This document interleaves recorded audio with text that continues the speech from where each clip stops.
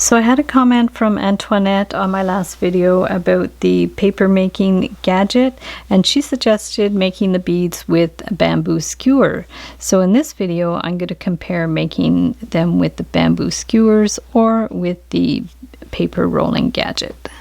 So I'm going to demo the artistic wire coil making gizmo, and I just added a little paper clip thing to the end. I'll link up the video below where I made this one, and basically you want to just kind of like pinch it in place so it started, and then you're going to take this handle and wind it around here, so just around and around, and then just try to keep this centered so it stays in the middle there, just around and around and around and around and around until you've got almost to the end, like a couple of inches from the end, and then take your glue stick, or you can use white glue if you want. Just bring it around and make sure you press it in place enough so it's going to stay in place, and then you just remove it and you have your bead.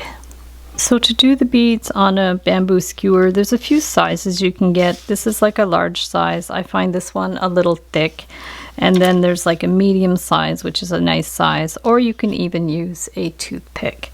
So if you're going to use the medium size, just go ahead and get the same triangle that you used before, and you want to start to wind it around the skewer. So you're just going to do that by sticking the end in there, and then basically you just roll it. So just get it in place, make sure it's nice and centered, and you're just going to roll it around. So just go like this, and it's a little more finicky to get it centered, but it's definitely doable. And this sort of thing, it just needs some practice as well, as with anything that you do. So just keep winding it around and winding it around, and then as you get in a little more, it's going to get easier to roll this around. So we're going to go around there, and then we're going to put your glue around here.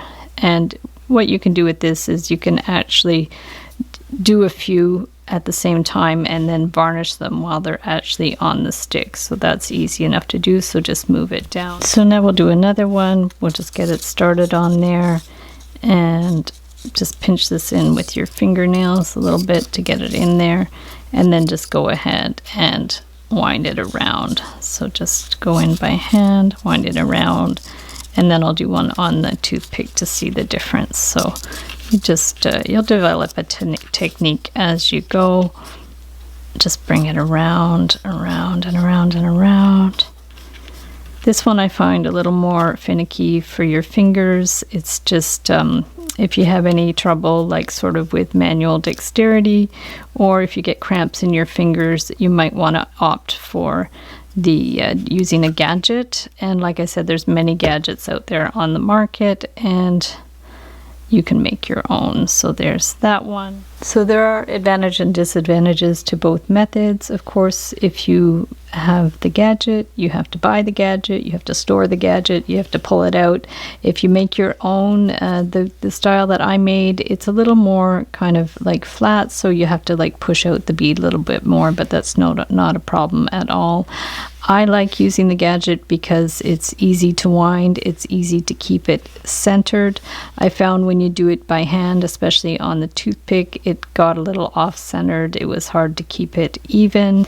If you have trouble with your fingers cramping up at all, or like any kind of arthritis or anything, it's a little trickier to do this by hand. And with the roller, it's easy. You just wind it and you just basically guide the paper.